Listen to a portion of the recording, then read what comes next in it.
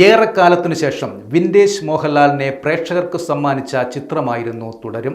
മോഹൻലാൽ തരുൺ മൂർത്തി കൂട്ടുകെട്ടിൽ പുറത്തിറങ്ങിയ ഈ ചിത്രം ഇനി നമുക്ക് OTT-യിൽ കാണാം.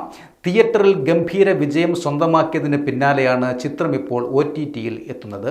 മെയ് 30 മുതൽ ജിയോ ഹോട്ട്സ്റ്റാറിലൂടെയാണ് സിനിമയുടെ സ്ട്രീമിംഗ് ആരംഭിക്കുന്നത്.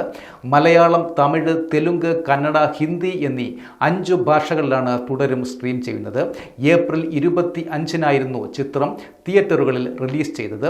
തിയേറ്ററിൽ പ്രദർശനത്തിനെത്തി 1 മാസം പിന്നിട്ട ശേഷമാണ് ചിത്രം OTT-യിൽ എത്തുന്നത്.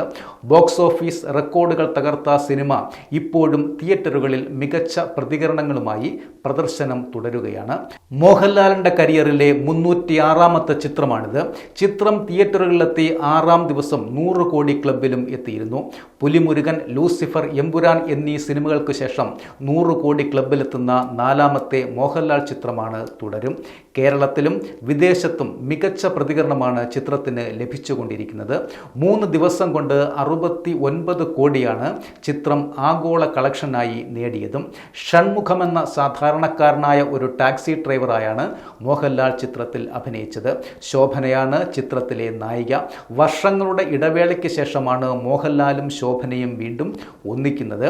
രജപുത്രയുടെ ബാനറിൽ M. രഞ്ജിത്തായിരുന്നു ചിത്രം നിർമ്മിച്ചത്. ബിനു പപ്പു, ഫർഹാൻ ഫാസിൽ, മണിയൻ പിള്ള രാജു എന്നിവർക്കൊപ്പം നിരവധി പുതുമുഖങ്ങളും ചിത്രത്തിൽ അഭിനയിച്ചിരുന്നു. KR സുനിലിൻ്റെ കഥയ്ക്ക് തരുൺ മൂർത്തിയും KR സുനിലും ചേർന്നാണ് തിരക്കഥയും ഒരുക്കിയത്.